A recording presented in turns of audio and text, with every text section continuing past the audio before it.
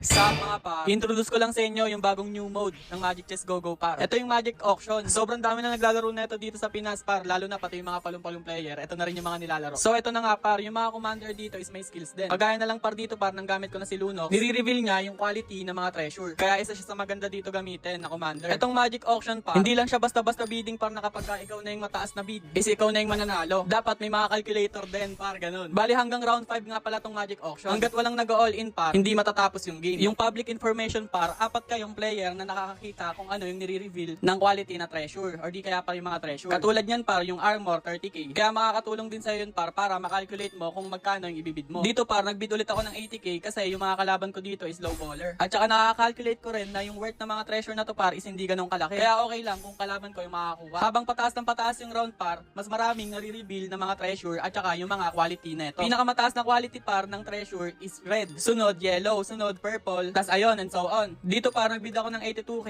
Hindi siya par nalalayo sa 80k kasi pakiramdam ko par yung kalaban ko dito is nang debate lang din. Siguro nagtataka kayo, Nazer, para sa naman yung laro na yan? For fun lang to guys. Magko-collect lang kayo par ng mga treasure, tas ibebenta nyo din para marami kayong pera pang tas yung pinaka-exciting dito par, yung magko-collect kayo ng figurine. Katulad na lang siguro par na nakikita nyo sa FYP nyo, yung mga post par ng mga ibang content creator. Kunwari par, lost streak kayo sa RG, try nyo maglaro na ito par, nakakalibang din kasi talaga siya. Tsaka sobrang dami na naglalaro na ito par, tsaka may leaderboard din to. Back to the ball game tayo par, dito sa round 4, nagbid yung Chu ng 84. Pero pakiramdam ko pa rin par na hindi niya natataasan yung bid niya, kaya nagbid lang ako dito par ng 85.5k. Talagang na-calculator ko din par yung mga galawang movements at saka yung price ng mga treasure nandito. Dito par sa round 5, ito na yung pinaka last round. Kung sino yung pinakamataas yung bid dito par, ayun na yung mananalo. Muntik ko pa mabid ng 500k ang putik, ubusan na pera ko dito. Ang ganda rin talaga dito kasi par ng Lunox Commander kasi nakakatulong sa inyo to par para makalculate ninyo yung price ng mga treasure. Dito par nanalo ako kaya titingnan natin kung magiging profitable ba ako o loss. Pero mataas yung paramdam ko par na mananalo talaga ako dito. Plus tempo pa par kasi sobrang dami pang treasure. Ganun lang par, laruin nyo na tong game na to par, nakakalibang din talaga siya. Nakachempo pa ako dito par kasi nakakuha pa ako ng figurine ni Nana. Normal figurine par, pero isa na rin yan sa collection. Yeah boy, so dalawa na yung collection ko dito par ng figurine, Layla na tapos Nana. Yun lang, sana marami kayong natutunan.